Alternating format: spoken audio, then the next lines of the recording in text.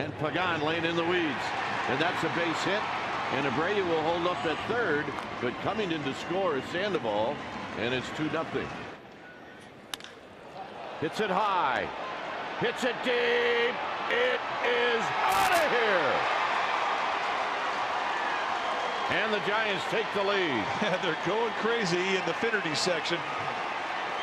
And he almost put it in there.